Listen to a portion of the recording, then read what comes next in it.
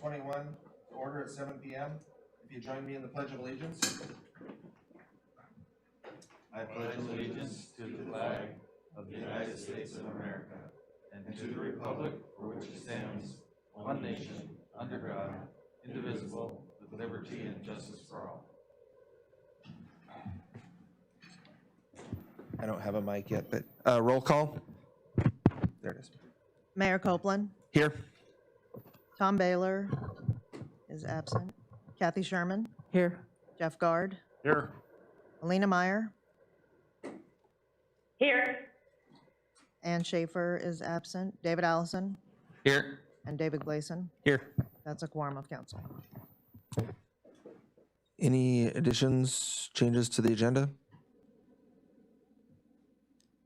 There's no objection, they'll stand approved as submitted. Does council have any disclosures of conflicts of interest or ex parte communications? Okay, seeing none.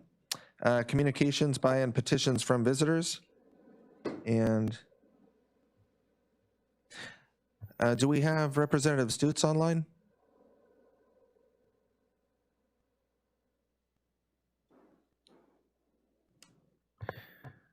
Okay, we'll start with an incident management team COVID update. And Dr. Sanders wasn't able to be here with us this evening, so she did want to submit a written report. So this is her update. Sorry I'm not able to be there tonight. We continue to offer weekly open testing on Tuesday mornings, as well as daily scheduled testing to help contain the current outbreak. The response team has done their best to reconcile the vaccines given locally with our state records. Our best estimate for the percentage of fully vaccinated individuals that live in the 99574 zip code is between 42 and 48%. However, this percentage does include children under 12 that are ineligible. I've personally seen firsthand evidence of severe illness occurring almost exclusively in unvaccinated individuals and strongly encourage the community to get vaccinated. Throughout Alaska, our healthcare workers and system is under a large amount of stress. We need everyone to help. And that was from Dr. Sanders. I'll let the record reflect Councilman Baylor has joined us, and I'm going to text Representative Stutz, Chief of Staff, but we'll move forward with audience comments on agenda items. Would anyone in the audience like to speak to any of the items on the agenda this evening?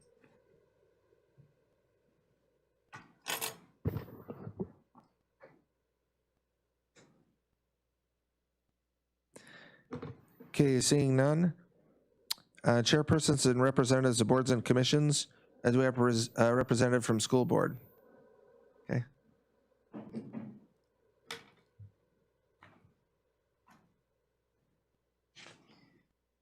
Good evening. The school district is busy getting ready to reopen school on the planned upon date. The administrative team is all back in the office and spent most of the day today getting together and planning for that start. I'm hoping that all of you have seen the documentation and communication that the superintendent has sent out, both about the plans and about the mitigation strategies. He's working closely with Dr. Sanders to develop a matrix that will support any decisions that need to be made around mitigation strategies when case count goes up, when case count goes down, you know, along with best practices for what the Department of Ed is recommending. So that is where we're at right now. Any questions, council? All right, thank you. Okay, thank you, Barb. Do we have a representative from CCMC Authority Board? Okay, Hannah did give us her written report, so. Student Council representative, we don't have one. So we have 4 items on the consent agenda. Would council like to set any of those aside? Okay, I'm not seeing it, so roll call vote, please. Ann Schaefer is absent. Kathy Sherman, Yes. David Gleason, Yes. Tom Baylor, Yes. Jeff Guard, Yes. Melina Meyer, Yes. David Allison. Yes. The consent calendar is approved. Okay, so the minutes were approved as part of the consent calendar. We don't have any bids to consider tonight. We have reports of officers. I don't have a lot to share. I do like to provide feedback to council when I get public input. I have had a couple of people contact me concerned about mask wearing in the school. They would kind of regretfully said that they wouldn't be enrolling their kids if there was a mask mandate. They felt pretty strongly about it. Regarding City Hall mandates, gotten feedback both positive and questioning. Members of the public were glad to see the mask requirement vaccinations. Others just questioned why, and my response, of course, is city facilities are managed by the city manager, and that's how that works, just like other organizations in the community. So, but there was some appreciative feedback there. We have the Coast Guard Admiral visiting next week. I'll be meeting with him to represent the city, and Bert Adams from the Native Village VAC will be participating in Helen, and we're arranging that here, and we'll probably provide information on that. But there's also an open house coming up this tomorrow, actually, for the airport improvement plan, and that's from 5 to 7 here at the Cordova Center. Let's see what else we have here.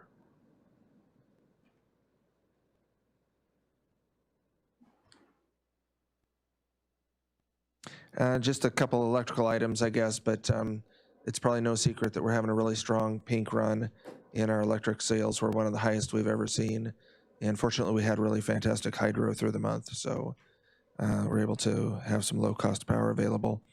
And the British Broadcasting Corporation is going to be coming to Cordova the week of August 23rd, and they are doing a series of 20 different episodes featuring renewable energy and the transition to renewable energy. And Cordova is going to be their only U.S. featured community, so that's pretty cool. And they really want to capture the kind of the social fabric and framework in how, like, for example, the oil spill may have affected the desire to move towards cleaner and cost-effective solutions. So I'm connecting them with Cordovans and organizations to kind of build that story, but they're going to be here filming for 2 or 3 days, and a great way to kind of get some exposure for our community.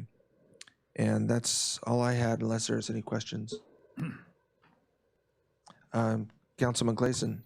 So the way I understand it, the school gets handed down their requirements from the state on whether they have to wear masks in the school, right? I think that's my understanding, that it's funding driven. Is that correct, Barb? Barb, do you want to grab the microphone? I played Copeland there. Oh, hey, Louise. Give me just a minute, and we just had a question about mask requirements in the schools, and if you'll bear with us for just a second, we'll. I'm happy to just wait as long as need be. Okay, thank you. So I think, like most of state government, the state government is leaving it to local communities to make decisions. So you may have seen, for instance, that the Kenai School District made a decision not to mandate masks in their school. The Anchorage School District made a decision to mandate masks.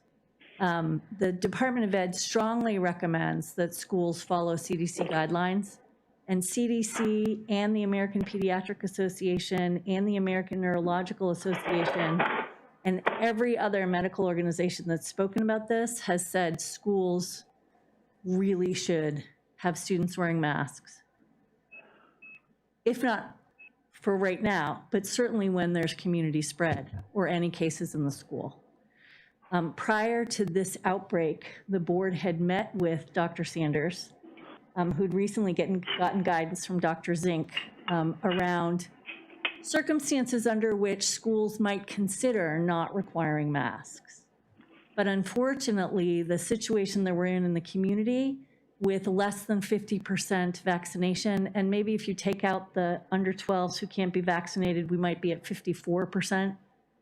And the rate of spread at the moment, the number of infections, the number of new infections each day, we can't justify not having students wear masks right now. And I have to tell you, we were all pretty heartbroken because we were hours from saying, gosh, we might not have to have masks at school, for kids at least. Like maybe the adults would need to, but maybe the kids wouldn't.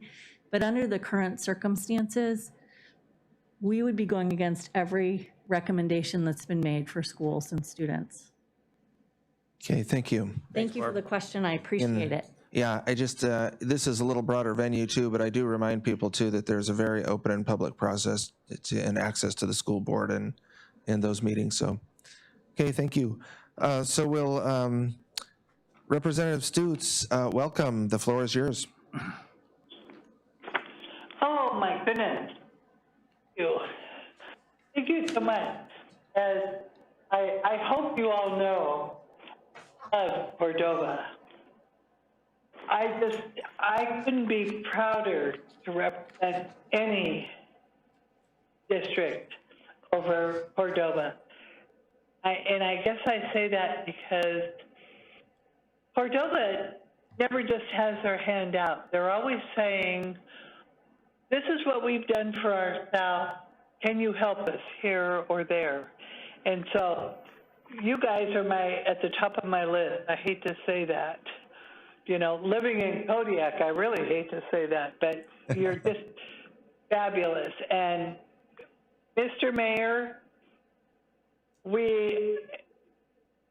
you are a gift to Cordova.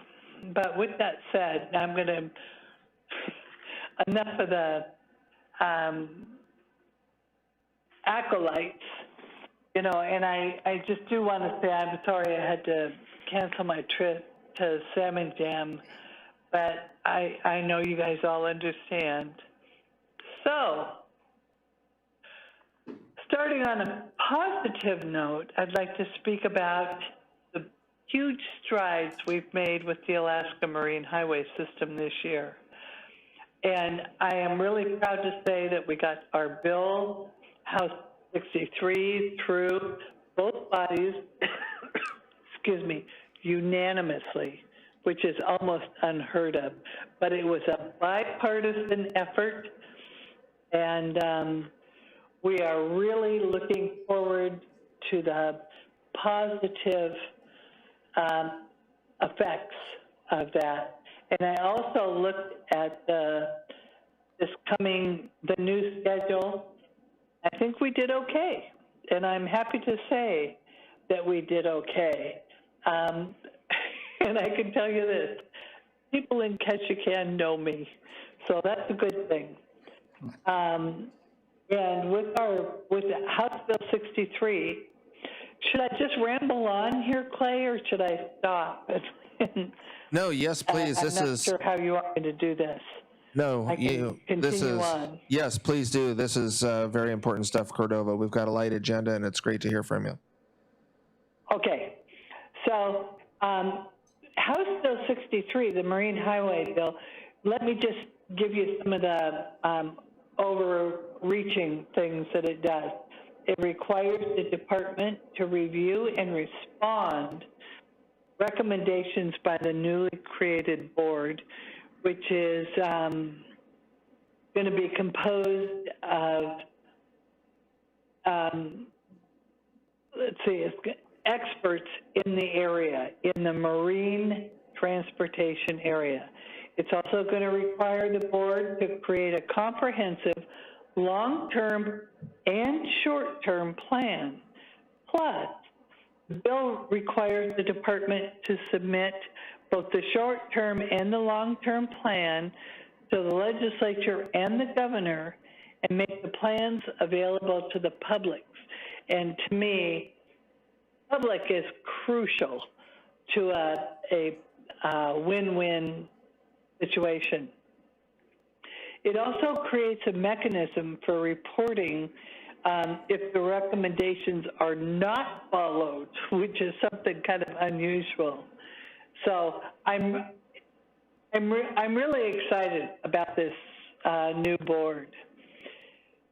Let's see, we got the Marine Highway forwarded funded for 18 months. And it was interesting with all the governor's vetoes, and we're talking about veto overrides. And I am very, very grateful to the relationships I've made in the legislature, because several people that make it, that have input into what vetoes we will look at to be overridden and what ones won't. They all came to me and said, we're on board for getting that $8.6 million veto overridden by the governor. So that's really encouraging to me.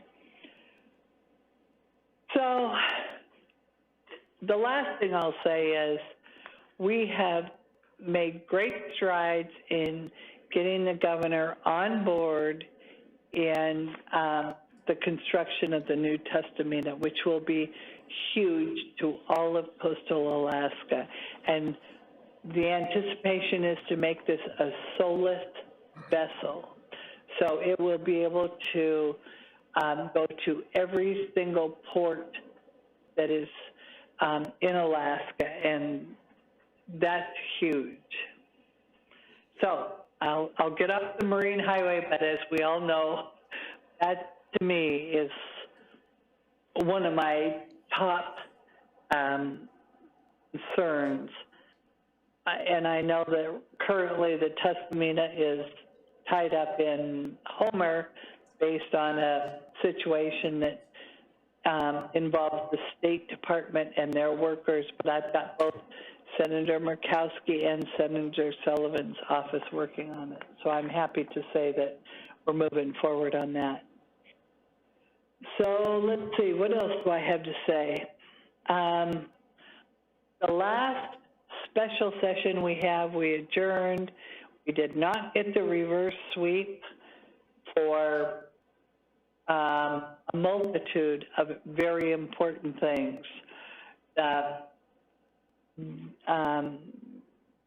PFD, PCE, Power Cost Equalization, and the Performance Scholarship Program.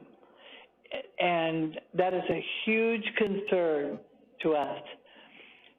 Not only did we not get that, and then in relation to the PFD, and then Governor Dunleavy vetoed the remainder of the PFD. So currently, there is no PFD, and I just don't see that as a positive.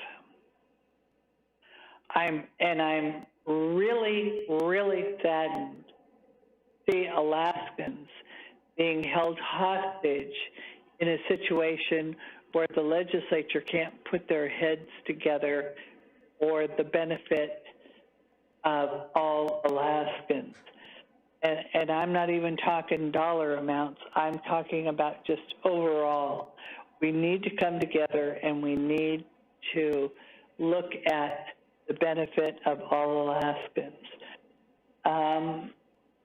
Let's see here. I'm looking at my notes to see what else. The governor, obviously the PFD is a huge issue. The governor has a proposed 50-50 of the POMB, and you know, it's hard for me to talk about this because I know that it's taken me 7 years to get my arms around it. So I will try and I will try and speak so we all can talk the same language. The POMB is the percent of market value.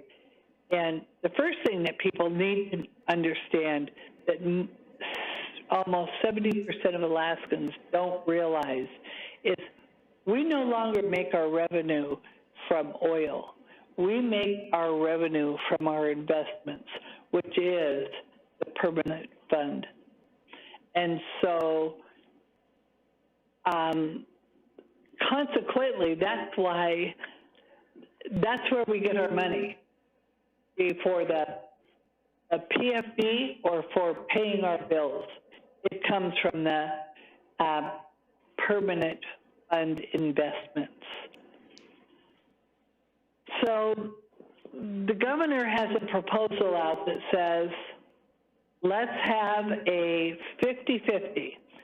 We'll take the 5% POMV, 5% of the earnings of the permanent fund to pay our bills, which is what the permanent fund corporation says is sustainable. 5% between 4.75 and 5.25. And we'll take that, and that's how we're going to pay our bills. Well, the permanent fund, according to the courts, have been determined to be an appropriation, like anything else that the state pays. The governor says we're going to take 50%, we're going to pay the people, and 50% we're going to pay state, our state bills. And I've always said, I'm fine with that. But tell me, folks, you want to pay an income tax so we can pay a bigger PFD? Or do you want to have your services cut, including the Alaska Marine Highway System, pay a bigger PFD? For me, personally, I'm not there yet. This year, we could have paid an $1,100 PFD and balanced our budget and not overdrawn the earnings reserve account. And so the House majority, I feel like I'm kind of jumping around here, and so I'm just going to say a couple more things, and then I'll let you guys ask me questions. The House majority has said we're not willing to overdraw the permanent fund, the ERA, the earnings reserve account. We're simply not willing to do it unless we have an absolute resolution on the permanent fund, and then we'll overdraw it one time. And but the governor and House minority, when we had an $1,100 CFD, the House majority, or the House minority, did not vote for the constitutional budget reserve, which is where 50% of that PFD was funded. And so since they didn't vote for the funding of the PFD, what happened was the PFD, with the funding that we had in the budget, went from $1,100 down to $525. And then the governor said, $525? That's horrific. I'm not going to stand for that. And so he vetoed the rest of it. But the problem we have now is when we go back into special session, there is no appropriation bill on the docket, and the governor calls the agenda. So we don't even have an opportunity to address it. So I'm sorry for rambling on, and I'm sorry for kind of bouncing from A to B. So I'm going to stop right here so you guys can ask me questions. Council? Councilman Guard? The ferry board that you were talking about, Louise, who does the appointments for that? In the past, the governor hasn't always been the ferry system's best friend in this, so I'm hoping you're going to say that it's not all an administrative appointment. Well, you're exactly right. And is this Doug? Yeah. Did I say? Anyway, you're exactly right. So that was the difference between the governor's proposed plan and my plan. the governor appoints 3 members, and the Senate appoints, I think it's 2 members, and the House appoints 2 members, which is really a beautiful thing for the very reason that you're saying. Thank you. That's a breath of fresh air for news. Other questions, council?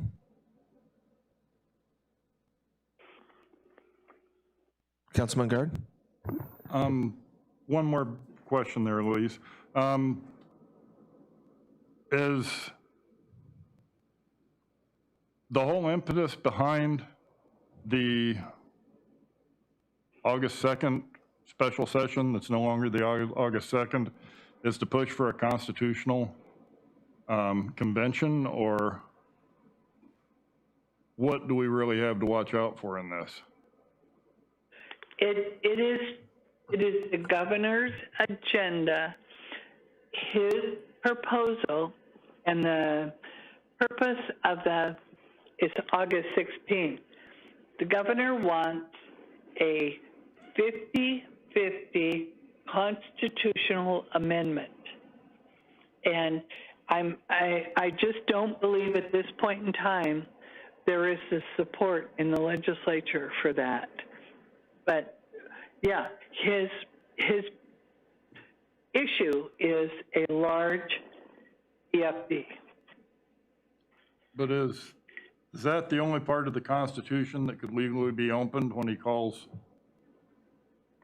that special session, or is the whole Constitution open then for any kind of changes that happen during the No, session? during this special session, there's only 2 things on the issue, and essentially, it's just his amendment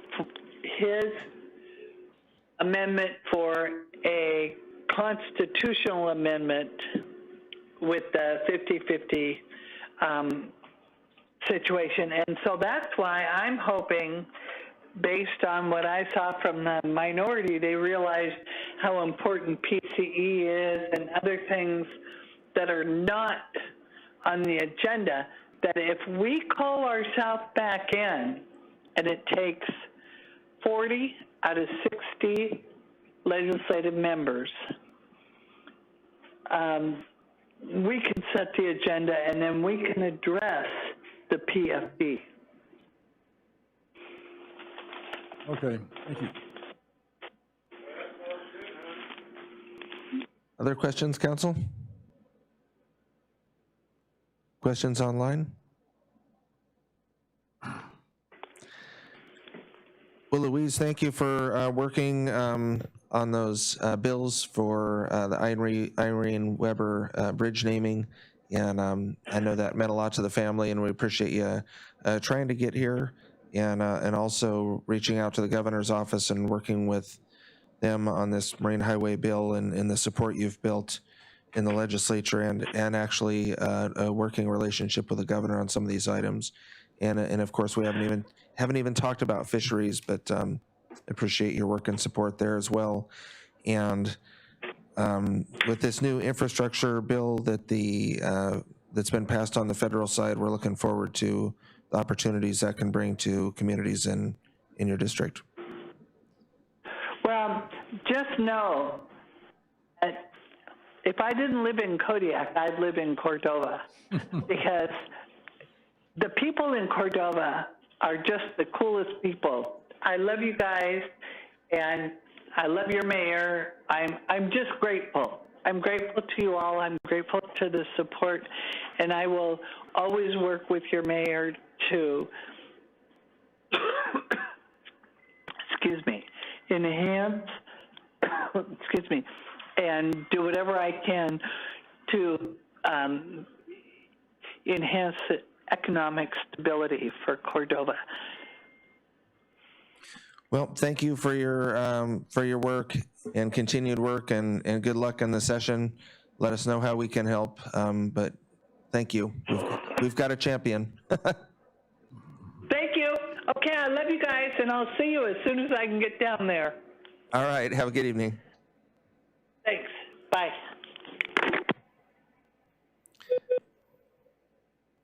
So back to the mayor's report. Actually, that was the other two things. Unfortunately, I still write small, but I don't read small. Was PCE. Cordova Electric has signed on to a very a broad-based complaint, and there's a couple processes in place now. One with the Regulatory Commission of Alaska to make sure there's a mechanism in place to make funding retroactive. We're questioning whether they can actually stop the PCE payments for this calendar year. So we're working on that. And then the other two approaches are with the legislature and then with the governor's office. So we're fairly optimistic it's going to be reinstated and maybe actually put to bed permanently, because there's an endowment there that was decades in the building.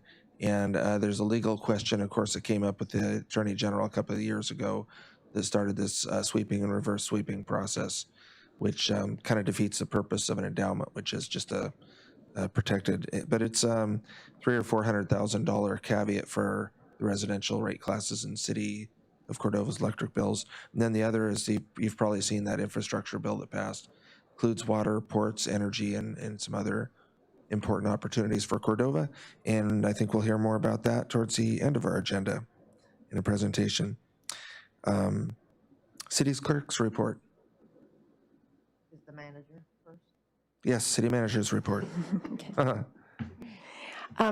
I want to introduce a team of folks who are in town, Department of Transportation and a consulting team that's working on the airport master plan. And I invited them to come and do a really quick overview of the work that they're doing on the Cordova Mud Hill Smith Airport. So is it Jennifer and team? Yeah. Good evening. My name's Jennifer Keller. I'm a transportation planner with the DOT in Fairbanks. And we've been working on the airport master plan for the last year. So it's nice to see some of you in person. I've talked to some of you on the phone, and a few of you are members of our working group. But tomorrow we're having a working group meeting in the afternoon and a public meeting in the evening from 5 to 7 right in this room to go over some of the alternatives we've analyzed that will guide the development of the airport over the next 20 years. So we'd really like to hear from the public and any of you that would like to attend, and we're open to taking questions now if you have any. Any questions, council? And I think this is a very public process that's been going on, and there's a lot of communication and sharing of information. So if any of you have any specific questions or concerns, obviously you can reach out to me, and I will make sure that you get connected. But I think there's a fairly public site that maybe you can, is there a website? I forget how. Yeah, it's Cordova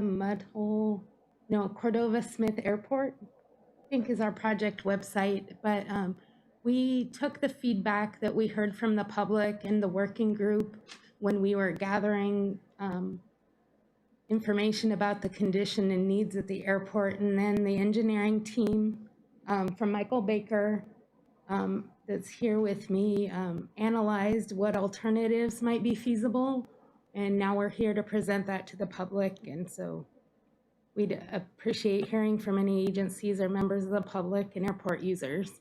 Because I know with the Marine Highway schedule the way it is, the airport's even more important. So, yeah. We want to make sure we have your needs covered, because most of our projects are FAA funded, and it's hard to get support for them if they're not in the master plan. So it's pretty important. Okay, great. Thank you. Thank you. Councilman Baylor? Just a comment. I wonder if sure. I wonder if it helps you get funding when you tell people you're working on the Cordova Mud Hole Airport. That's got to raise some eyebrows. Yeah, good one. Thank you. Have a good night. All right, yes, thank you. We'll look forward to engaging with you tomorrow. Go catch some sunshine. So I'll continue with my report. I want to share with everyone that city has put in place for city employees and public buildings owned by the city some new restrictions, mostly to help mitigate the spread of COVID. Right now, we are in the midst of an outbreak. I was hoping it would be short-lived, but today there was another 7 cases counted from yesterday, and the numbers just aren't stopping. So as Dr. Sanders reported, and Clay read her report, we have well under a 50% vaccination rate. The U.S. is at over 70% now. So we have chosen as a community to not vaccinate, half of us. And where that leads us is with high case counts. We just aren't going to be able to get control of that. So we aren't able to get control of it unless we all practice best practice mitigation methods.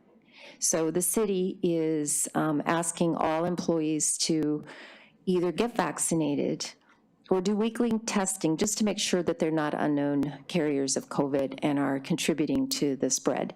In addition, we are asking pretty much anyone who comes into City Hall now, if they're not able to keep 6 feet of social distance, to wear a mask. It's best practice.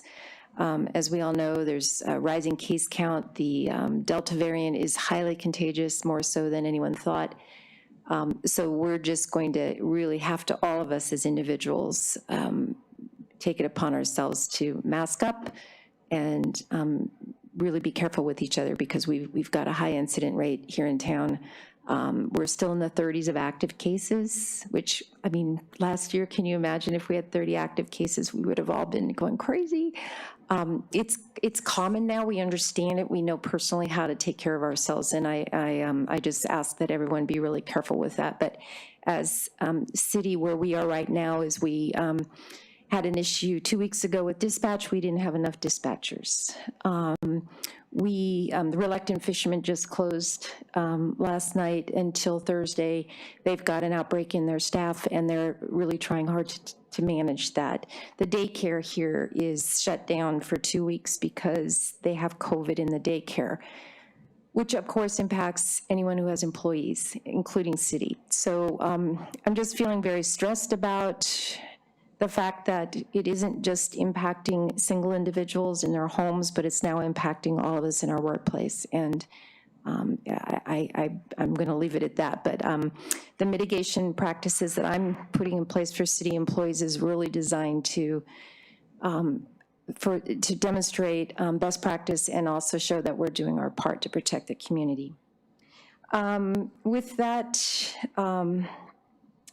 we've had a number of things going on. Summer's busy, but the really, really good news is that fishing is going great, and we're going to see our raw fish tax numbers go up next year, which is a breath of fresh air when we talk about the fiscal constraints that we're dealing with right now. So I'm saying rah-rah to the fleet. May the success continue.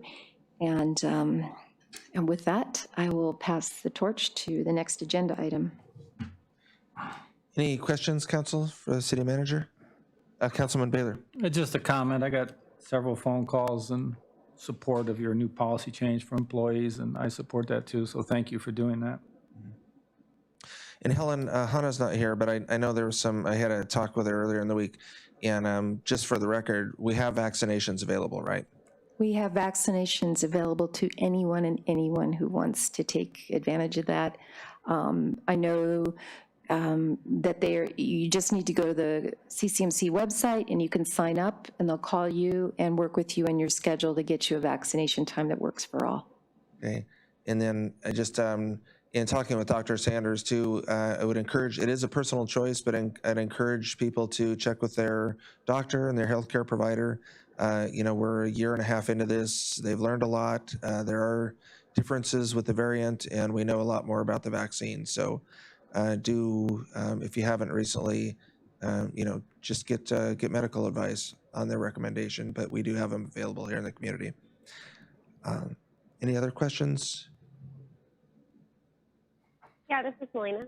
Melina.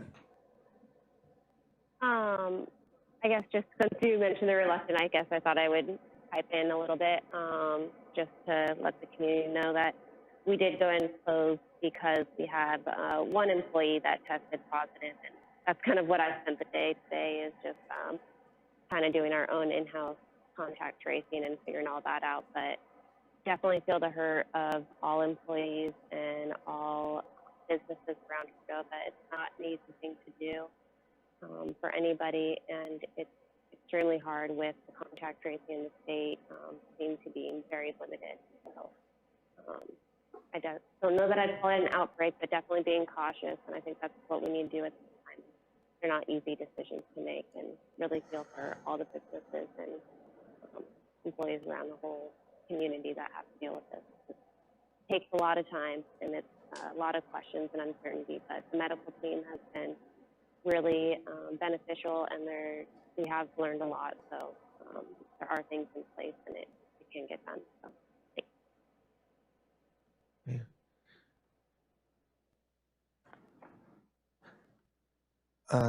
Council, would you mind another question if I ask another question for the manager? Go for I'm just curious what our water situation is. I know we're on the electric side, we're really taking a beating right now, so. I have not heard of any issues, but I can certainly get back to everyone and double check. But that has not become a topic that's been floated at all, that there's water issues. Okay, I was curious. I had friends visiting and we drank some water in town and it had a pungency. So, I will say that we as city, we are struggling with people within city staff who are absent from work because of COVID or COVID-related contact tracing, certainly the health and welfare of our community is of utmost priority. So we are making adjustments to make sure that all those critical parts of our city response are taken care of, including water and sewer and police and first responders. So, yeah, thank you. And for businesses and so forth, Dr. Sanders is a resource. If you have employees that are symptomatic or you have any questions, she can provide guidance on protocols and so forth. Staff reports? Is submitted. Any questions, comments, council? Sorry, I'm jumping City clerk. ahead. Jumping ahead on the agenda.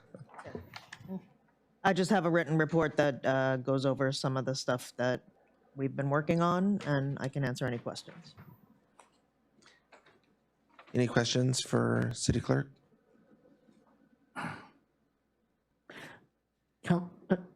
Mr. Mayor, Councilman Sherman.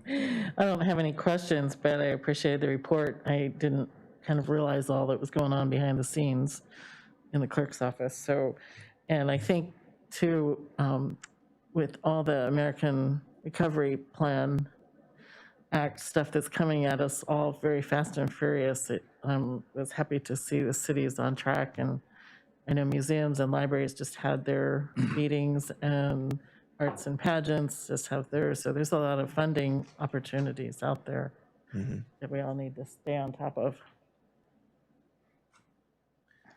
Other questions, clerk, comments on the report? Helen? I just forgot this. I mean, I don't know why I overlooked this, but our city team just put together 2 major grant applications for the harbor. We did get $5 million from the state general fund dollars, which we will be matching with a bond that city has agreed to pay through voter approved bond. We have a $25 million request into the federal government through Department of Transportation, and we have another $40 million request in. And our hope is, with all the resources that are on the table, that one or more of those will come through and we'll have a major rebuild in the harbor. And I just really want to thank the city team for putting that together. It's a huge amount of work. And I know that everyone is working on grants and looking at funding opportunities. So just wanted to acknowledge everyone for their effort. Thank you. Councilman Gard? So can you go over the numbers on what we have lined up already? I know we've got the 5 million from the state allocated. We've got the 5 million from our bond that we've had voter approval for here. Was there another So we have 20 or 10? definitely have 10 million between those 2 sources, the city and the state. We have sort of a handshake commitment from EDA for possibly another $10 million. And then we have those additional grant requests that are in. We still need to assemble everything, and a lot of these require match. So the $10 million that we have in hand is our golden ticket to the match. It's general fund, it's unrestricted, and we can use it. So we are piecing a puzzle together to figure out if any of these other grants come through, which, knock on wood, something will come through. We should have around $40 million to really do some good work. But again, it's not a done deal. No, The 10 is in hand, and the rest we will be actively working on. thank you. You just reminded me, Helen, Senator Sullivan really tried to get here last year, but he's looking at potentially August or October. And with his seats on Department of Commerce, NOAA, so forth, and then also Military and Veterans Affairs, and the Army Corps has a lot of ports and support that it can bring to the community there and around blue economy stuff. So, and we have staff supports as submitted. Any questions, Councilman Baylor? Yeah, is the, Mr. Trumbull, he's not here today? So, there's I guess a comment and a question. The comment is, as I look through these ambulance runs, it's so disappointing to see so many alcohol-related ones, but it also reminds us why we slapped a tax on alcohol and cigarettes to help offset the, there's so many important runs. You got cardiac and pain, and then they got to respond to somebody that's been drinking too much. That's too bad. Then a question I had, and maybe you could, City Manager, can ask about this. Recently, there was a couple of young kids that got in trouble on the lake. They got blown off their kayaks, and they were out there floating around. One made it to shore. The other one they're both screaming for help. One of the local businesses there got out of his office, and he was helpless other than calling 911.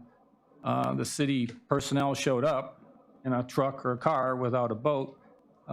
Fortunately, at that very same moment, the Forest Service personnel came by with their boat. They were able to throw it in the water and rescue the person. So what I got from the people that were witnessing all this, they're all freaked out, is they don't have a boat to get into Eyak Lake. Now, maybe they do, and it just wasn't deployed. But that would be my question, is do they have something for responding into like Eyak Lake? Because that's not the first time that something's happened out there with kayaks especially. So, I can't answer that question, but I'll certainly get you an answer. yeah, it just was they were kind of freaked out about it.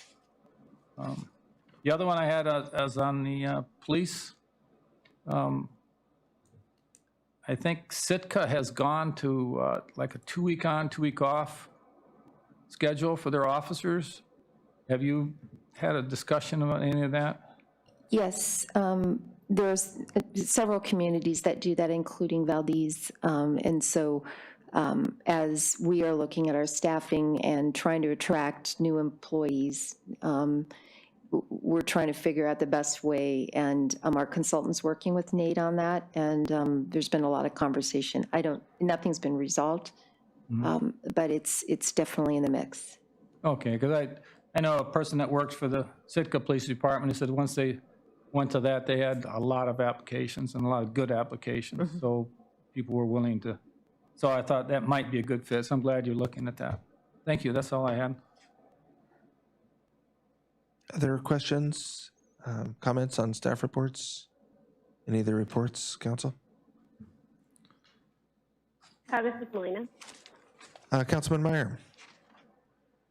I just wanted to thank all the department heads for giving the report. I know we say this a lot, but we do read through all of them, and it's really good to see an update of what all the departments are doing and moving along, getting things done. It's nice to see the photos of the museum work, those displays being put together, and just really appreciate it. Thank you. Okay, thank you. Then we have correspondence as submitted, Council. Any comments?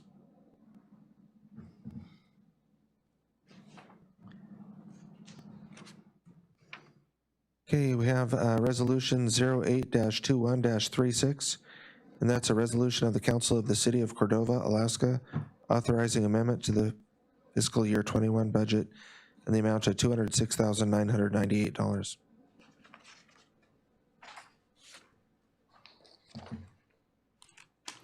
Move to approve. Have a motion and a second. You'd like to speak to your motion, Councilman Allison? Yeah, just for clarification, this is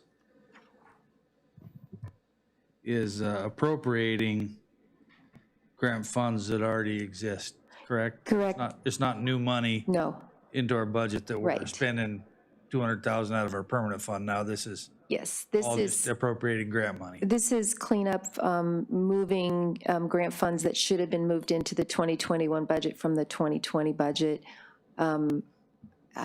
So it's basically accounting cleanup. This will coincide with the audit so that our budget is actually in line with the starting balance of our accounts.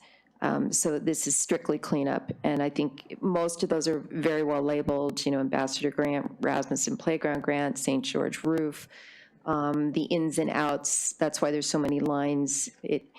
Something goes in and something goes out, double entry bookkeeping. So I'm happy to answer any questions, but again, this is just housekeeping. Other council discussion?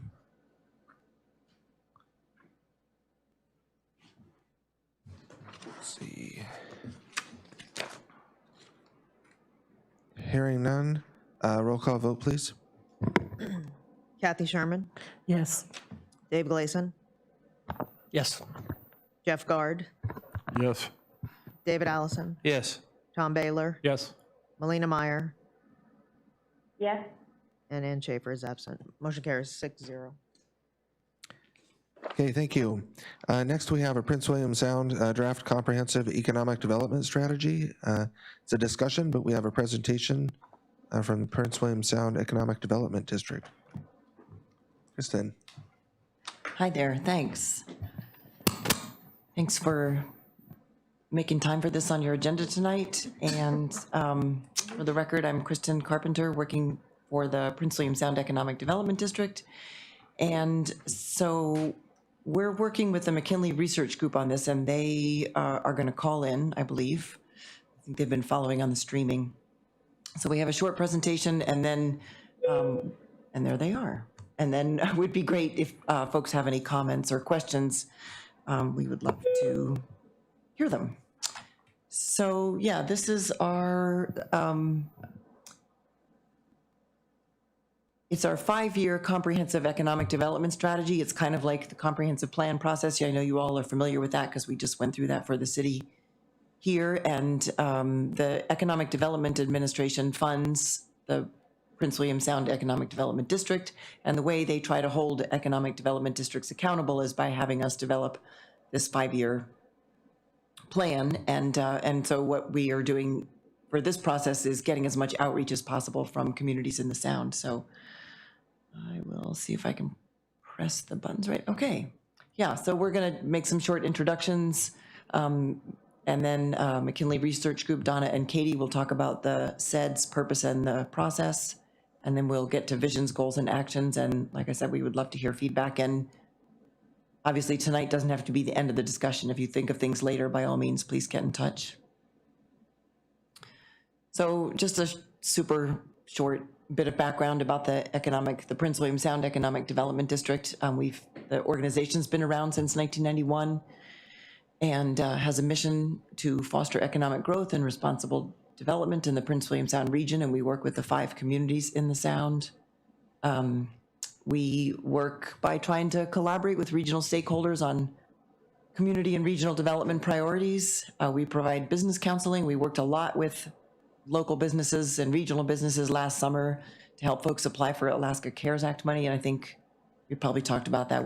Between the partnership we had with CDFU and the Cordova Chamber and the City of Valdez, I think facilitated, the region submitted about just over 300 applications, and about 16 million came in from that to the Sound communities. And our funding sources to date have been the Economic Development Administration, the State of Alaska's DCCED, the Denali Commission, and some member contributions, and a little bit that we get from overhead on some grants that we've received so far.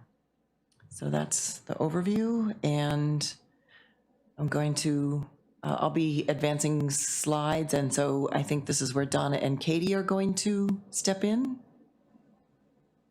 chime in. Yes, can you hear me okay, everyone? We can. I'm sorry, you can. Yes.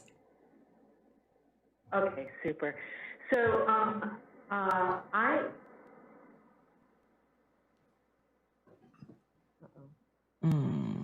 okay, do you mind advancing the slide, the next slide for us? And then I'll introduce myself. Thank you. I know there's a little bit of a delay, so I'm trying to get my brain around that. So sorry, I apologize if it feels like there's a delay.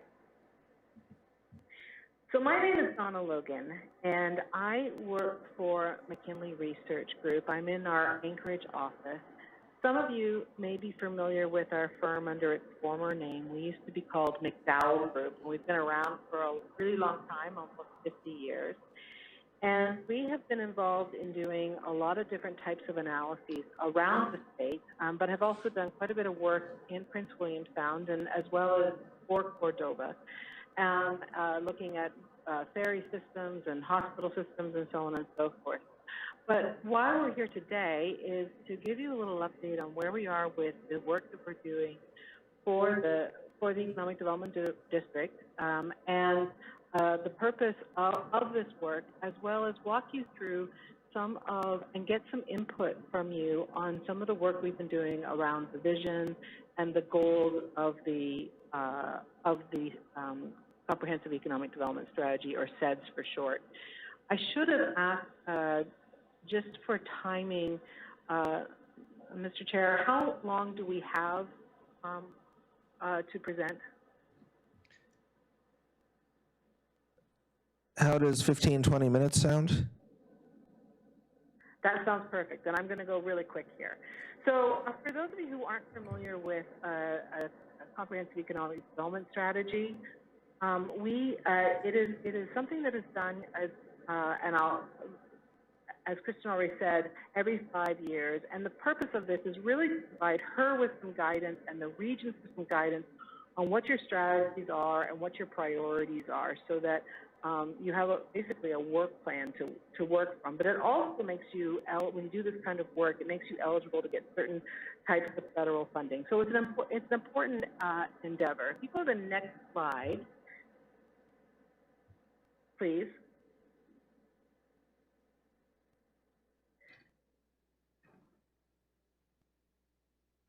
Can we advance to the next slide? We're on the one that says CEDS process. Oh, it's just a delay. Okay, that's fine. So the CEDS process,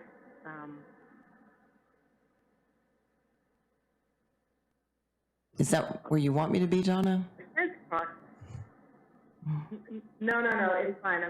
I'm going to look at the presentation on my desk. So anyway, the CEDS process very quickly includes an economic baseline, a document kind of where you're starting from. It's really important to understand that. We're working with a 2019 baseline because of the anomaly around COVID. But there was also a series of stakeholder interviews that we conducted and some consultation with the communities. And there was a strategy committee that was developed. Helen, your city manager, sat on that committee and was, presented the voice of Cordova on that. But we also had an online survey where folks around the region were able to offer their viewpoints on some of the strengths, weaknesses, opportunities, and threats of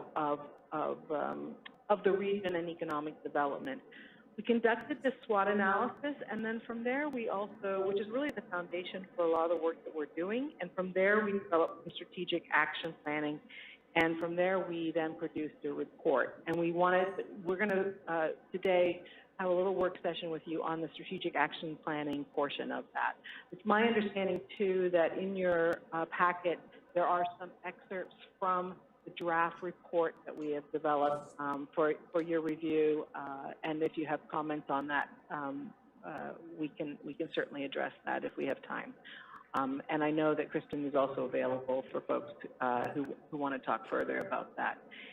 The next slide is really the timeline. Where all I want to say here is that we started the process almost a year ago, and we've had a series of work groups along the way and gathering information. We're now in this review process, and then we will be producing a final report for approval in September. And that pretty much gives a little summary of the process that we've been taking to conduct the SEDS.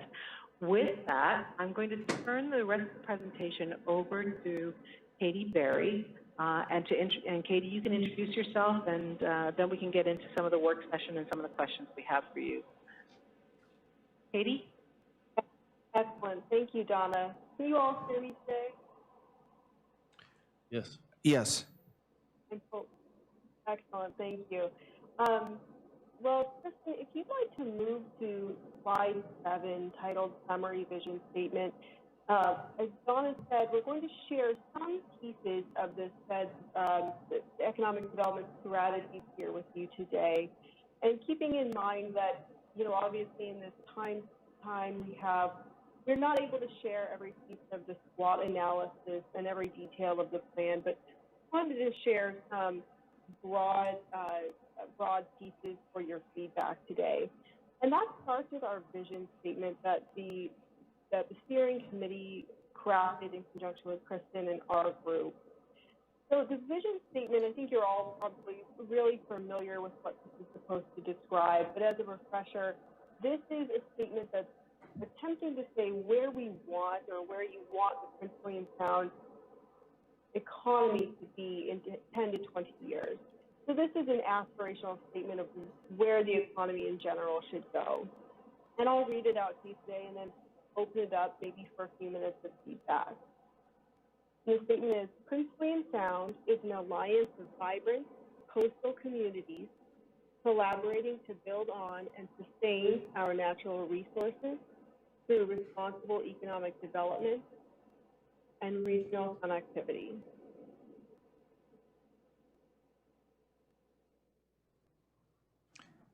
So we'll open it up now if anyone has thoughts they'd like to share about this vision statement or any questions about this process. Council?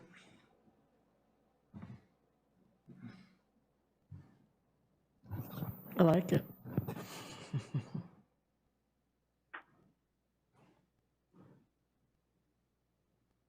Okay, not a lot of feedback right now. Okay. Well,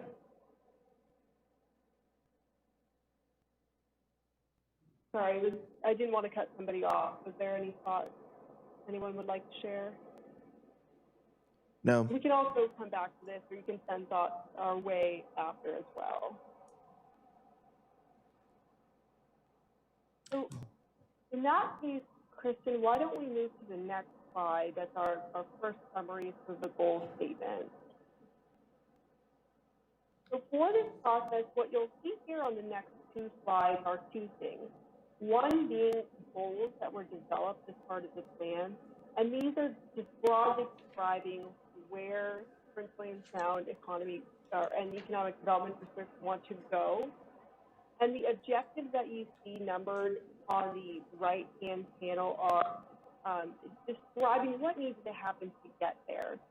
Now, as you go through these, you'll notice that these are pretty high-level thoughts, and even the objectives don't get down into those really fine, detailed actions and items that Kristen and others will work on over the next 5 years. I know it's really tempting to get down to that action item level, but unfortunately, we didn't have time here today to go through all of those details. We can certainly answer questions on those. And bringing it up high level as well, as part of this process, there were 3 goals developed. 2 of them are here on the screen, and then we'll go over the third on the next slide. So I'll read the first goal and then some of the objectives that go with them.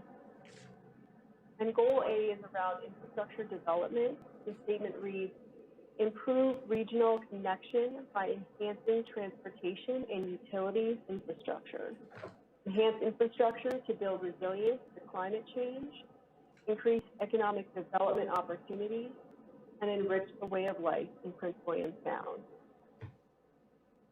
And the five objectives developed to support this goal are: develop a regional transportation infrastructure, increase broadband internet access and capacity, increase housing quality and affordability, enhance recreational infrastructure throughout the region, and reduce energy costs. I'll pause here in case anyone has a reflection or comments or questions about the first goal and objective set.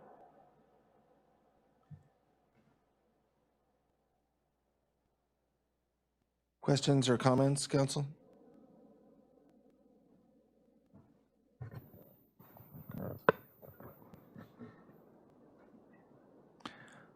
I'm not seeing any right now. Great. So moving on to the second goal, this goal is around workforce development, and the statement reads: boost the regional continuum of education from early childhood learning through post-secondary opportunities, enhance employability skills, and adapt to the evolving opportunities of regional economic development through education and training. And the objectives developed around this goal are to increase access to early childhood education, enhance in-region post-secondary vocational training and opportunities, and strengthen Prince William Sound college connections in the region. And I'm noticing here on your slide that third objective, it just says strengthen Prince William Sound connections, and that should read strengthen Prince William Sound Community College connections in the region. So apologies for that typo there. Questions, comments, council? Okay. All right. None right now, Katie. And then we can move on.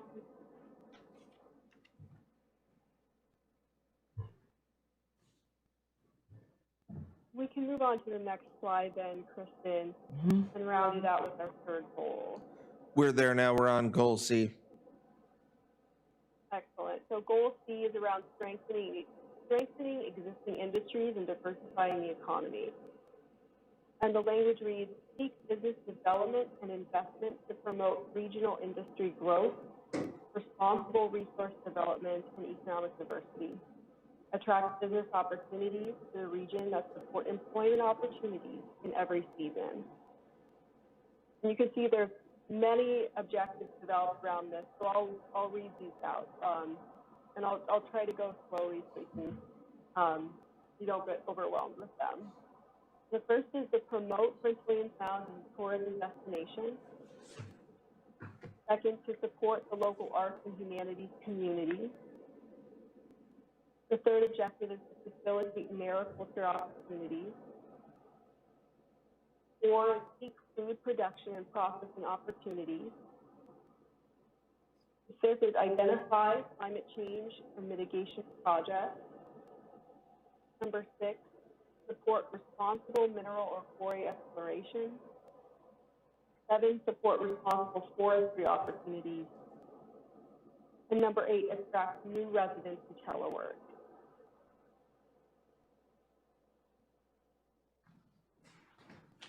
Councilman Baylor, and then Gleason. Yeah, thanks for this. I'll go through the A, B, and C goals there. A seems kind of lofty. I mean, that's saying you want to get affordable housing. It's an easy thing to say, hard to do. Your goal B there, I think some of that, the education aspects, I think those are very attainable. I appreciate that. And the C here, I'm looking at, you have support responsible mineral/quarry exploration, but you don't have anything about fisheries in here, and that I can see. Maybe you're going to get to that, but there are issues with our fishery. There's issues with, the subsistence upriver and how it's managed, and I'm sure some of my commercial friends could expand more on that. But I'm wondering about, are you looking at those things and how it can kind of coexist, commercial versus with subsistence and sport fishing.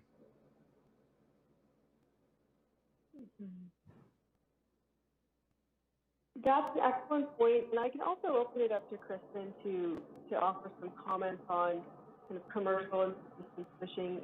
You're right that it's not identified here as one of the objectives, but we would be very much interested to hear your thoughts on what objective in that regard would be most helpful.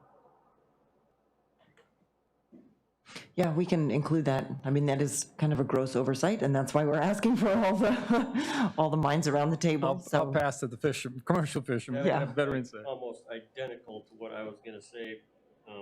David, if you could use your microphone for that- Katie. That the commercial fishing wasn't on there and that it supports responsible mineral and quarry. That seems like just a fancy way of saying mining, right?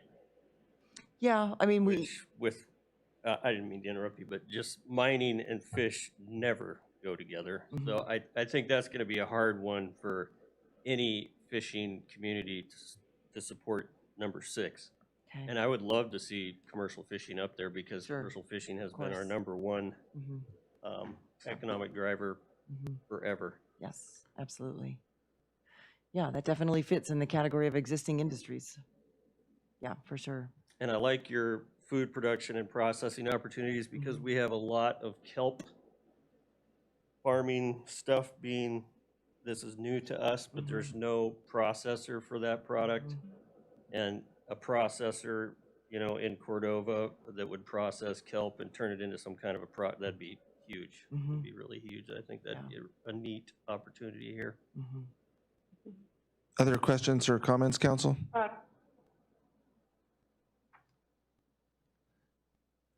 Go ahead, Katie or Donna. Thank you. So what I'll ask, and unfortunately I haven't caught all the names of the speakers, I really apologize for that, but it would be helpful if you could elaborate on what actions or specific things Kristen's team or others in the region could do better or do more of to support the commercial fishing sector, because you are absolutely correct. It's not really reflected here, and we would love to see that. Well, we certainly have Having it written. the infrastructure section, where we would obviously want to put stuff in there about the harbor and fishing infrastructure. Council, mind if I weigh in for a couple minutes? Go ahead. Yeah, I've been working with the fisheries development and committee pretty closely and attending some of the state and federal boards of fish. And just in general, I really like the sequence and the priorities because you start with infrastructure, energy and transportation, kind of the base of any economy. Next, education. This is something we've been hearing from our school district as well as it has real impacts when you especially don't have that early and kind of pre-K and early opportunities that shows up later, but having the available workforce with training opportunities and so forth, and then it culminates in jobs, in economy, and kind of the final goal. And that I do like that approach to. So often it's try to attract new businesses, whereas we already have an amazing fisheries industry. And we also have an amazing opportunity because we have such underutilized capacity. We have $1 billion worth of seafood processing, catching, and waterfront and energy and water infrastructure to support that, but we really only run for about 4 months of the year. One of the challenges is, I think, policy, and this really isn't your wheelhouse, but finding new and creative ways to develop fisheries or maybe more sustainable, and working with the state to look at more agile management, especially with climate change, as some of these, we see a lot of these salmon and other species getting a lot more volatile. We'll have suddenly unexpected large populations and harvestable resources, or a drought and a bunch of fish that can't get up a river, and we really don't have the technology tools in the hands of our Fish and Game Department. They've been developing tools for more timely reporting and observing and so forth, but that's one place where we could partner with certainly with our state Fish and Game, and maybe even NOAA, to try to have a little more nimble and responsive management, to better protect resources when they need it, but also to access abundance and and commercial opportunities and subsistence and sports opportunities when they're available. As I look through all these bullet points, it seems to me like some real high value projects are ones that can accomplish several things at once. So if you have a project that can produce energy and offer climate change mitigation and help develop and train a workforce and create jobs all at the same time, seems like those would be kind of high priority type projects. And there's a lot of collaboration happening in the community that I think could be better coordinated. And part of it is that in the 23 years I've been here, I haven't seen the amount of talent and capacity that we have, and yet on the one hand, and yet being so kind of strapped and not being able to put our heads together more. So as an example, I met with our telephone co-op director here a couple weeks ago. We're looking at the potential to co-locate in a facility to, again, get more value out of a smaller investment and have a space in that building for exactly technological access and workforce development. Then we've got world-class energy and communications technology, if not pricing, in our community, so that's an opportunity. And then we have a leadership group that used to meet periodically. Some of these things have been disrupted by the pandemic. But just having served on the Prince William Sound Economic Development Board for many years, for the city council's visibility, this is a collaboration between the communities, and it may sound kind of lofty to say that we're actually collaborating with other communities, but there's a lot of that really happens. I probably haven't reported enough how often I've talked and worked back and forth with Mayor Valdez and Whittier on different issues ranging from marine highway system and so forth, but that really happens a lot through the Economic Development District, and they've really been successful in putting together good ferry schedules and so forth that really benefited the region. But the other thing is we do have some amazing businesses that we can build on. We have a great heli-skiing business. They've been working with our Forest Service to have new fly areas and better serve their customer base and be attractive. I really like to see the telework. That's something I talked with our telephone utility manager. And just for reference, I manage the electric utility here. We have very portable jobs, and on the one hand, we can now have talent work remotely in many cases because of the high level of automation and access.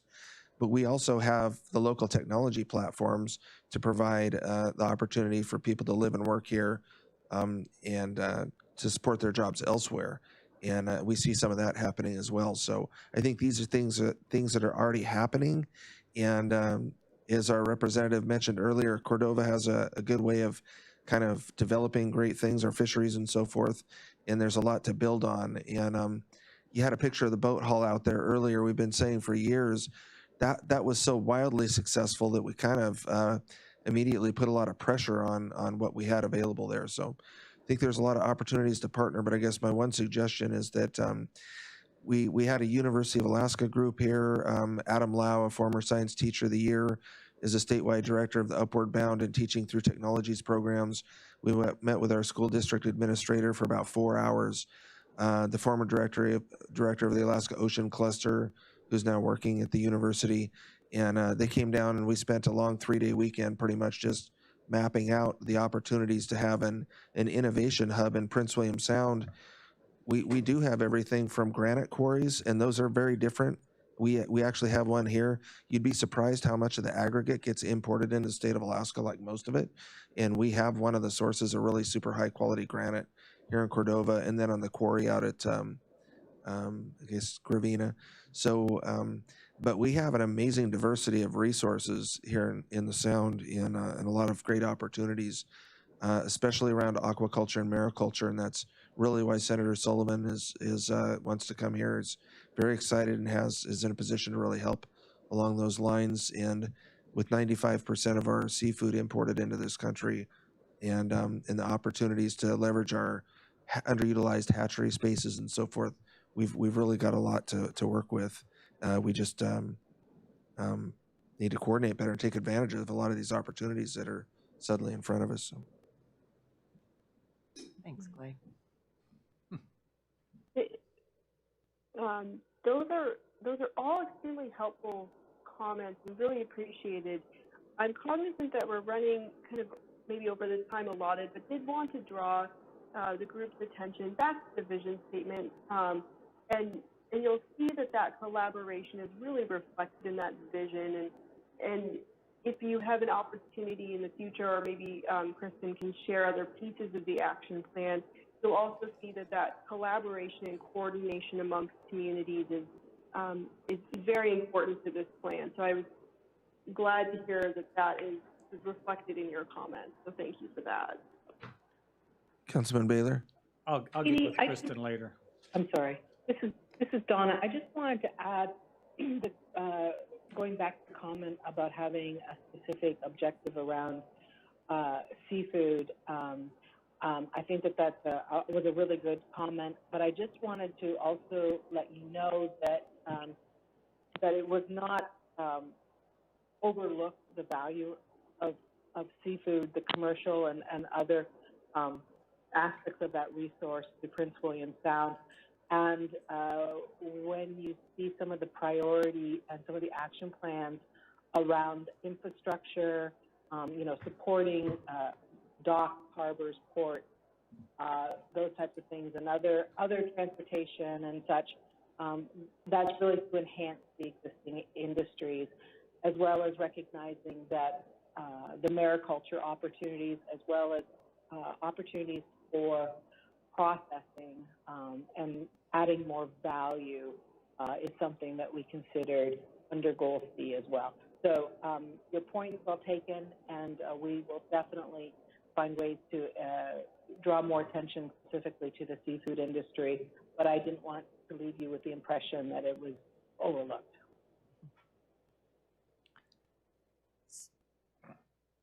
Okay, thank you. Any other glaring gaps, council, or suggestions? Kristen? No, I was going to say, I think there's, so we just wanted to kind of close with asking, do you think these three goals capture what the economic development priority should be? Do you have other suggestions for priorities to achieve goals? And you can, if you have comments now that you want to shout out, great. If you want to follow up with us later, that's most welcome also. Councilman Baylor? Yeah, I'll make a comment that I don't know if you guys can do anything about it, but also for council and for staff. The fisheries, part of the reason they're successful is they're highly regulated. Not just anybody can go out there with a boat, fish anytime they want, do whatever they want. You can do that in Cordova in the trades, and that's why it's so hard to keep trades here. Our electrician's going to be leaving because you've got people that are on license doing work, the city doesn't do anything about it, the state doesn't do anything about it. You can't operate that way. I spend, and everybody that's licensed spends thousands of dollars to stay current on all this stuff. We don't do anything to support a contractor. We don't do anything to support the plumber. Anybody that's got a truck and a wrench can be a plumber. If you go to Anchorage, there's somebody checking on you, you better be licensed, bonded, insured. If you got employees out there, you better have workman's comp. We don't do that here, so it's very, very hard for the trades to operate a business here in town. That could be helpful. And then what happens with that is you start bringing in some of the younger generations and training them. Mm-hmm. And then it kind of snowballs from there. But speaking personally, I couldn't. You bring somebody in, and a week later they're competing against you because they got a pickup truck, and nobody from City Hall or state will go down and say, hey, you need to be licensed, bonded, insured. Mm-hmm. You need to have the same cost that I have. Yeah. It's almost like a union, non-union thing. So mm-hmm. I would draw the comparisons of fisheries is regulated, but the trades are not. Mm-hmm. And Peterson Weldings are putting a 120 by 120 building with a 40-foot high ceiling with a crane. They are going to need some skilled employees. Mm-hmm. So your education part would be huge for that. Mm-hmm. Thank you. Great. Thanks, Tom. Those are great things to keep in mind.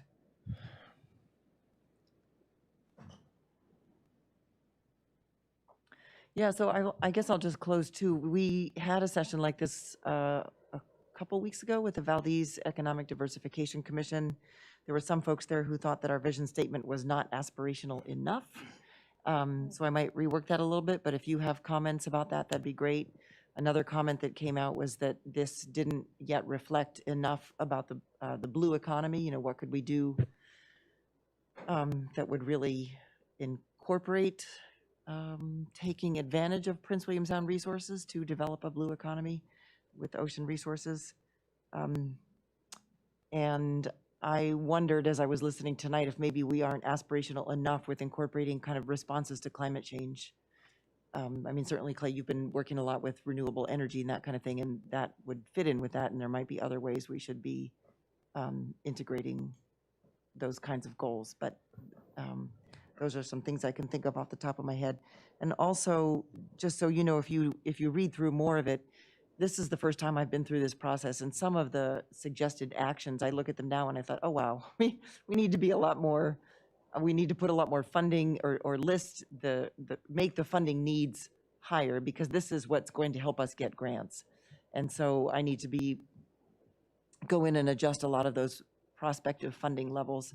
And I also want to follow up with Clay and the folks at Copper Valley Electric and Copper Valley Telecom, just about kind of what your top three, only get three priorities are, you know, that we could, so we make sure that stuff is mentioned in here so that if those opportunities do come up, then you can also point to this and say, look, the community said we think this is important, or this is why it's important.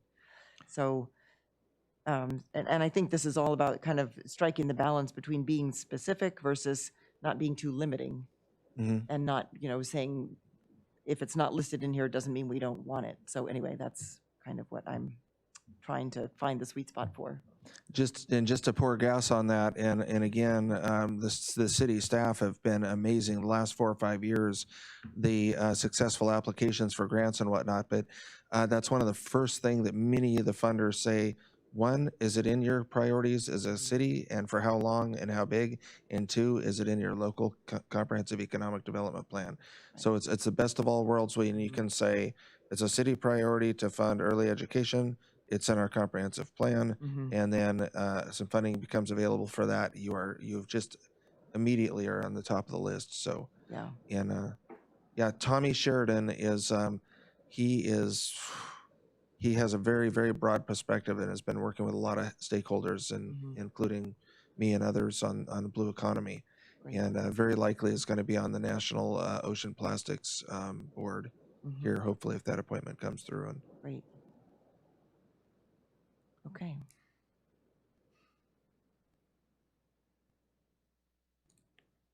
Thank you so much thank you. for allowing us time on your schedule, and I know it's kind of last minute, but we really appreciate the input.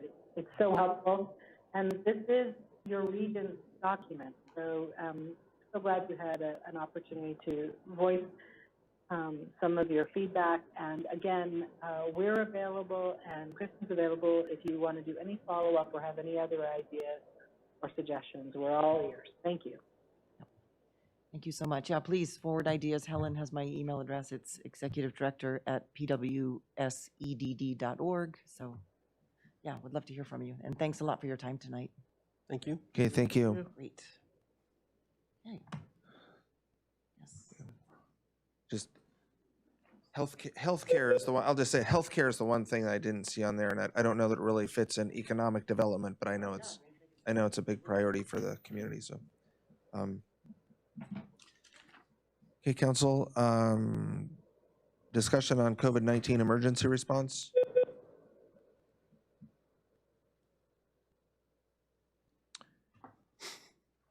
Okay, seeing none, pending agenda, capital improvements projects list, calendar, elected and appointed officials list.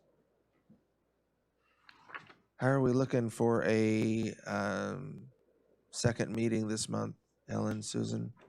We have a... I forgot to ask. It's always important to have the second one after a planning meeting in case there's any planning items that need to be on the council agenda. Okay. I feel like there's going to be at least one. So. We'll Councilman Gleason. You were there with our meeting with the Commissioner of Fish and Game. And that guy's a problem for us. So you brought it up a little bit, in-season harvest counting. I don't even know how we pursue that. The Board of Fish is probably gonna be the ones that have to change that. And they're not really our friends right now either. But talking to Luis about that is probably the best avenue, but I don't know if you've talked to her about that, or if you could write her a letter or something, because we're definitely gonna have to hammer on that. He actually did say that he realizes they need to start counting up there, so I don't know if that means that he means that. I have no idea, but if they don't do that, they're already asking Jeremy to come up with more restrictive measures next year. So I'm all for saving kings, but at the same time, we're losing sockeye opportunity like crazy. So it's gonna hurt whatever happens. They want to kick us off the beach, what they want to do, so we can be like Cook Inlet. And you see how good that went for them. So we're gonna have to start, as a city, we're gonna have to start coming together and trying to,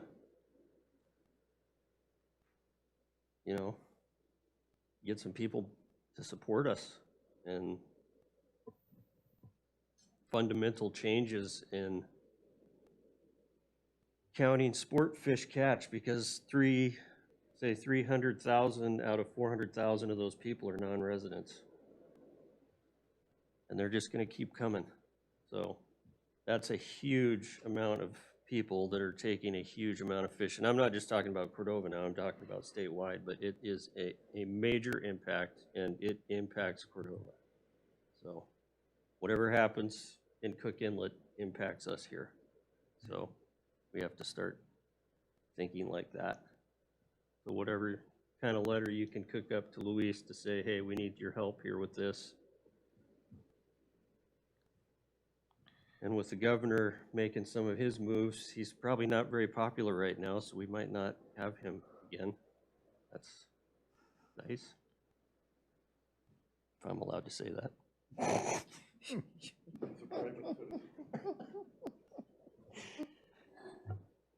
Okay, maybe we can park that. I'm just trying to think of the will of the council there. I'm just thinking that something like that should almost be a little broader, like something to our congressional delegation, the governor's office, commissioner, that we support, technological advances to timely counting for all user groups, so we can better. They already have all that in place. They just don't, there's no mandate. So we're mandated, the processors are mandated to report our catch within 24 hours of the closure of that fishery. Within 24 hours, they have to have that number to the state, or they get in big trouble.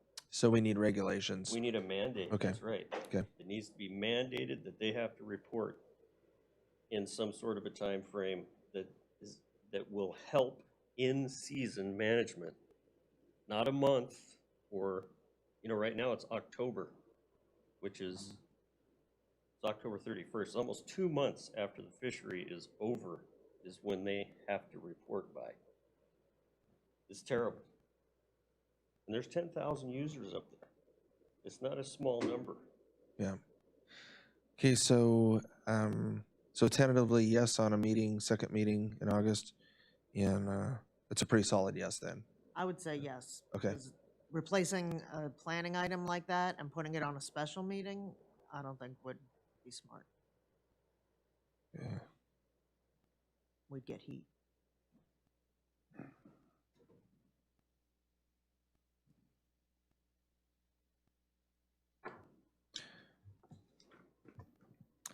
Okay.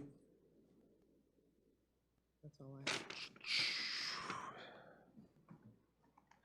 So we are at audience participation. Would anyone like to speak to anything? Kristen? Comments. I'm just, because you just talked about Board of Fish, I'm just harking back to something that I heard John Bitney mention a bunch of years ago, but I don't know how actively Cordova has ever tried to field candidates for the Board of Fish, but it just seems like it would be great if the community could do that. And I realize that, the governor's not going to look favorably on it, but it's worth a try. It's worth mounting the effort. It's worth you know, having people ready to go if there is an opportunity that comes up. And I just think I don't know if we've ever had somebody from here on the Board of Fish, but this seems like a natural place to be, Yes. be thinking about fielding some candidates. It's a good point. We did have Tom Carpenter on, and I wrote letters of support. We had a lot of support. Yeah. You have someone that runs a sporting goods store, has sat on the subsistence and game boards for years and years Yep. and years and years. Yeah. It's a commercial fisherman, pretty broad-based. Yep. It just wrong zip code, right? Right, That- well, I right just now. thought, yeah. So, That's a good something to point. Keep it, just, yeah, Keep no, it on the that, list, it's yeah. a really good point, and I really appreciate it. It's a huge commitment. I mean, a Board of Fish seat is like, it is a huge time and effort commitment. And that's why it's fortunate that we had Tom do that, so. Other audience participation? Okay, we'll go to council comments, and we'll start online. Councilman Meyer. Just thank you. It was a good meeting. It was nice to have our representatives call in and also get that presentation today, and just a lot of information. Not a lot of action items, but it was good information, and just shout out to everybody doing the work and keep it up. Thanks. Hey, Councilman Gleason. Thanks for the department reports. Those were nice. I don't even know if anybody's still here. Nope.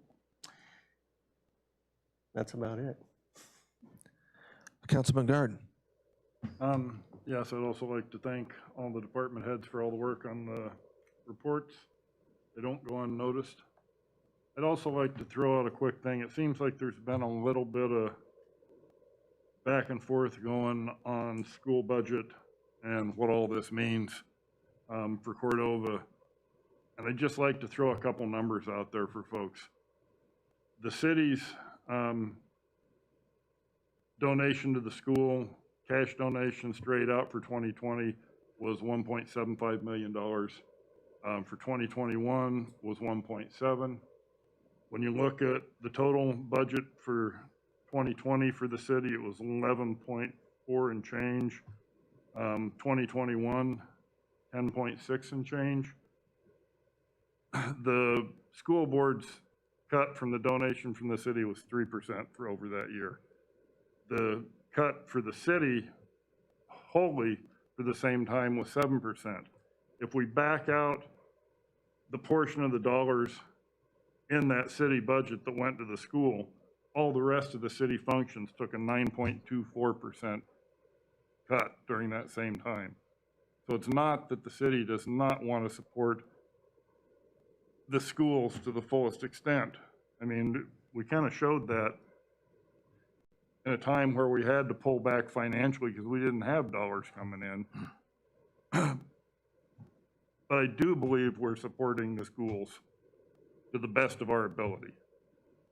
And I think it would do us better to sit down and talk this together instead of getting a little bit tweaked with each other and firing salvos over the fence at each other. So that's all I got to say on that. Councilman Baylor. Yeah, well, thanks for those comments, Jeff. I would agree with that. You know, I'm disappointed. What is it, 50% of the community's only got shots? 42 to Less than 48. 50%, which is ridiculous. You know, you think about it, I can draw a lot of parallels between this COVID and smoking cigarettes or using tobacco. We know smoking cigarettes and using tobacco is a huge health risk. We know it causes cancer. We know it causes other issues to the body. It's the first thing the doctors will ask you when you go in to get a checkup. Do you smoke? And then the second one is, do you use alcohol? We know that COVID can cause serious health risk and can kill. But yet people smoke cigarettes and use tobacco and people aren't getting the shot. We know that secondhand smoke is dangerous to the innocent people, to children, to other people. That's why they've regulated it. We know that if you walk around without a shot and if you get COVID, you can pass it on to other innocent people and keep the spread going. It just boggles my mind. I don't know, you know, people need to stop reading the voodoo stories on the internet, talk to some real doctors and get the dang shot and quit putting the rest of the people in the community at risk and causing not only health risk, but financial harm too. So I don't get it, but I am so pleased and happy that this community, if you want the shot, it's probably the easiest place to get one. So my hat's off to the response team or to our doctors and the whole system. Thank you. Councilman Ellison. Yeah, thanks to the staff for the reports and for, to Louise for calling in and Kristen and your group for your presentation. Appreciate all the information we could get. Councilman, Councilman Sherman. I would just repeat everything that everyone's already said, so no more comments. Okey-doke. We don't have an executive session scheduled, so Adjourn. Second. are there any opposed? Hearing none, we're